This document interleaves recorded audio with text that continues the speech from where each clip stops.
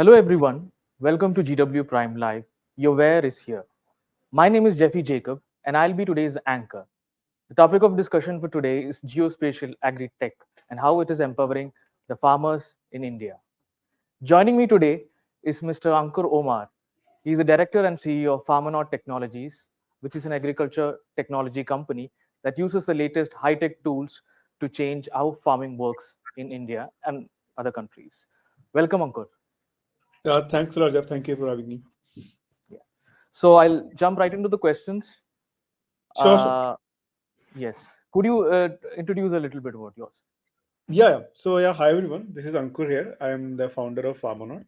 So we started back in 2018 with a vision to like democratize the use of remote sensing data for farmers, and that's how we started. And we slowly have steadily expanded our reach. And at this present point of time, we have actively more than 200,000 farmers who are either directly or indirectly getting benefited from our technologies, and they're present in 15 different countries. So that's if a brief in a brief, that's what we have been able to achieve so far. Sure.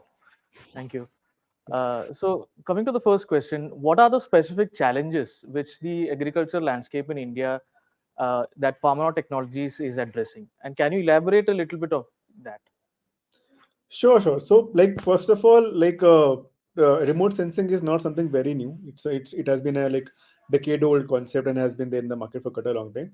But for some reason, it has not been able to pick up, especially in geographies like India, because of the first of all cost involved with the same, and secondly, not everyone is that tech savvy. And the farmers are very rigid to actually adopt new technologies. So those have been the issues. And when it comes to actually what we are helping the farmer with is like we help the farmers take crop specific like actions regarding their irrigation, pest and disease, fertilizer, soil nutrition. If in case there's a location on the farm where crop health has started to decline, we can pre-identify the farmer using our satellite insights that these are the locations where you're supposed to go and maybe take some actions. And like once they have taken the action, they can assess their results in the upcoming new satellite visits. So it's like a feedback loop they use using our satellite system. So how does the satellite imagery, especially in the crop health monitoring, assist farmers? Like, Mhm. what are the tangible benefits that farmers have?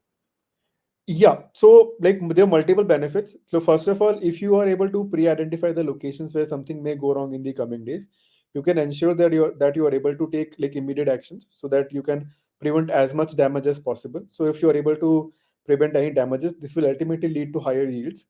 Secondly, if you know precisely where all probably fertilizers may be required more, maybe fertilizers are can be reduced. So by doing that precise like application of fertilizers, you can again save upon cost, not only saving on cost, but also you'll be able to ensure that you're not like unnecessarily putting so much of fertilizers into the soil when they are not like when they can actually deplete your soil nutrition and like conditions. Thirdly, like if water scarcity has been there for quite a long time in India, especially in Maharashtra region, when drought happens for like longer periods.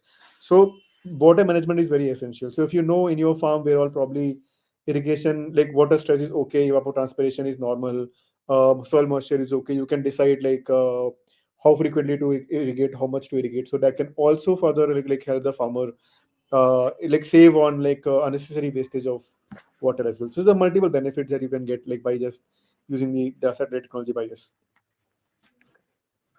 There is an emphasis on sustainability, which is yeah evident in your carbon footprinting system. Can you yeah explain the technology and how it helps in mitigating environmental impact, especially in the agriculture sector? definitely. So this soil organic carbon estimation we have been doing for quite a long time. So what we do is the one of the main use cases of this system is to help farmers understand where all organic carbon content is depleted before the after the harvest is complete and before you start a new season. If you are able to understand where all organic carbon content is reduced, there's a very likely chance that in those locations probably the other nutrients, your NPK, sulfur, zinc, other nutrients may have depleted as well, because there's a very high correlation behind the same. So what we help the farmer do is like if you we help the farmers take soil samples from precise locations. Like you might have a big farm and you are taking samples from the wrong place, for example. So we let the farmer know where to take the samples from, so that they are able to cover all the hotspots. And based upon the soil testing results, then they can decide what nutrient composition should be like before we start a new cultivation cycle. Coming to carbon footprinting, this helps a lot because we are working with a lot of carbon companies, carbon credit companies, wherein they have this specific task to understand by using regenerative agricultural practices, sustainable like agricultural practices, do they see any change in the soil organic carbon proportion before the season started and after the season is complete. So we have provided this data in multiple countries. We have done this in Kenya, Rwanda, even in India we have done it in MP and Srinagar area.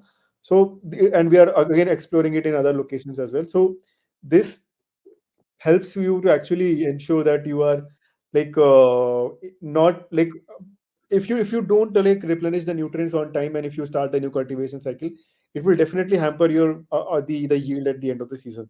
So by knowing things regarding like where all nutrition composition needs to be balanced, you can actually they actually are able to take necessary actions on the ground to ensure that this at least this particular problem does not have any challenges after the season is complete.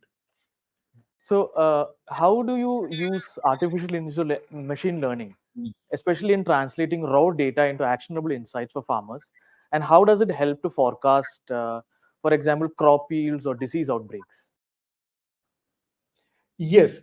So, machine learning and like AI does play a very big role in our case because we have plethora of data. Like for every farm, we have so much of data. Like we know that with what crop they are having on the farm, how much, in what month did they sow the farm, at what location the farm exists, how the satellite data has changed with time. When I say satellite data, it means multiple indices like your NDVI, NEWI, NDRE, NDMI, 18 different parameters. We keep on tracking how these line trends are changing with time. Furthermore, we also have information about how the weather has changed at that location in terms of temperature, precipitation, cloud cover, soil, multiple things. And we know that how for the next 7 days, 10 days, how this is going to change. So because we have so much of data, so we can use that data to actually generate these farm specific advisories and recommendations. So this is where we use AI. We have because we know we have a very robust database available from our end. We can actually, based upon the crop, based upon the location, based upon how many months have gone by in the cropping season, based upon how the satellite data has changed, based upon how the weather data has changed, we can let the farmer know the probability of a particular pest or a disease. Like at this, and because pests and diseases are very geography location specific as well. So we also take into account what geography we are actually doing this analysis upon. So this is where this personalized farm advisory comes into picture, wherein we use multiple data sets which we have access to for a farm, and then try to predict these results. And this has been pretty accurate over the last 3 and 4 years, because we have done this work with a lot of companies, big corporates. And because accuracy is a very important parameter in agriculture, because results can be anything, but it needs to be accurate, because numbers don't make sense if they are not accurate. So in our case, we always emphasize whatever results are getting generated from our end, they need to be validated on the ground. So this is where this plays a very good role. Like we are able to maintain that precision, maintain that accuracy, and then precisely let the farmer know what can be the actual root cause and what should be the solution for the same, and what should be the frequency of that solution, like multiple ways we are able to do it. Could you please talk about how your technology helps with crop insurance in India? Yes. So now it works both ways. Now, Hmm. let's think from the perspective of both the parties. The first party is the farmer, second party is the financial institution. So for a farmer to get claims to their damages, let's say there was maybe some actual damage on the farm because of natural calamity, but because that calamity happened only in a specific geography, but which doesn't cover the entire region, they may or may not be able to claim the insurance, because insurance partners may have a different set of guidelines. So they don't have a mechanism to actually prove that the damage actually happened on their farm, and actually they were having cultivation during the period of damage. So using satellite data, we can help farmers actually have a proper authentic proof that damage actually happened, and it's not just in their farm, it's also in their locality. So that's the one way the farmers are actually able to prove their authenticity. Now coming Yeah. to the perspective of the insurance company. Now in their case, they also see a lot of malpractices, a lot of fraud happening, because a lot of wrong insurance claims come to them, and because of not proper policies and protocols on the ground, sometimes even the farmers or the people who are not eligible for the insurance claim, they end up getting the benefits, and actually the actual legitimate farmers, they are deprived of it.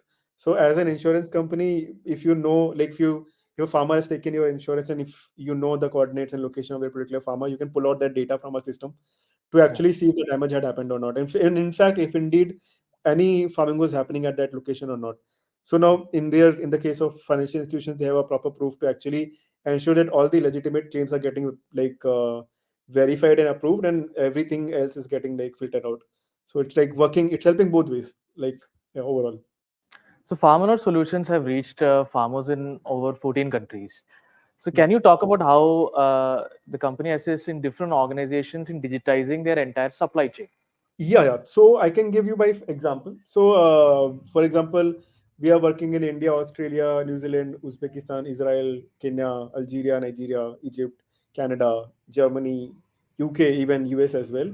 So every geography has different set of users, different set of mindset, different types of requirements. So we don't go with that mindset that one solution fits all, and we don't customize it it's not in our motto. We always keep that open window that every geography may have a different requirement. So I can give you an example. For example, in case of Egypt, they have a requirement of digitizing 4.5 million farmers over there. I was in Cairo last year. So the farmers over there have a different background, different way they perceive the technology. So we sat with the local team over there in Egypt, in Cairo, and we understood the farmers in a lot of cases might not be willing to immediately use a new application, but it should go through a middleman. Maybe like in the way in India we have government entities like FPOs and KPKs, like this. So they have different sort of engagement. So understanding their own geographical challenges and everything. So we customized our systems accordingly. Similarly, if you take US, for example, or Australia, for example. So in Australia, you have very big farms. In a few months back, I was in Australia. So they have sometimes the farmers can have tens of thousands of hectares being managed by a single farming family. So they have a different set of requirement. And managing that sort of a farm area has its own challenges. So that's what I mean. We have built this system in such a way that not only a small scale farmer who owns maybe half a acre of farm area or smaller area, not only they are able to get benefits of the technology, but farms as big as them can also use it. So supply chain wise, uh, the system can mold into in all the ways, to cater to both types of end users. And finally, congratulations on receiving the AGI Award for Excellence in Agriculture. Yeah, thank you. Given, yeah, given geospatial world, like our audience, who do you see as a potential for collaboration or partnership in terms of geospatial technology providers? So I mean, it can be anyone, a self even a farmer who practices farming on their own. Maybe they know someone in the family who does farming. If you have your own startup, or you are building your own solutions, we have built this API based system wherein any startup or a company who wants to get the geospatial integration done in their own systems, they can very quickly get them it's a plug and play system. So a lot of companies even in India, they are building their geospatial solutions on top of our API. And sometimes you would also want to if in case you have a large scale requirement but do not want to build solutions on your own, but you want to use a pre-built system, then that's the best thing we have. You can based upon your requirement, you have, let's say, you manage maybe thousands of acres of farm area. If you're for like your farm input company, seed company, or anyone who deals with farmers, anyone who provides this contract farming solutions. So anyone who engages in agriculture can in one way or the other can actually benefit from it. And could you talk about some of the trends in the sector, in the agriculture sector, Specifically in geospatial, like, or in general. in general? And you Okay. can focus on the geospatial. Sure, sure. So, I mean, because we have been in the sector for last 6 years now, we have definitely seen a lot of like behavioral change overall. So, when we started, like in 2018, uh, we being youngsters, because back then we were in like early 20s. So, being youngsters, if you go to a farmer and try to explain a new technology to them, which they cannot touch and feel, it's an application. So, they will not take you seriously, to be very frank. And they will be like, we have decades of experience, and we don't trust you. And if you give them a bottle of fertilizer and tell them that you spray it in your farm and you will get that benefit, they will happily take it. But nothing, if there's nothing tangible, they will not take it for sure.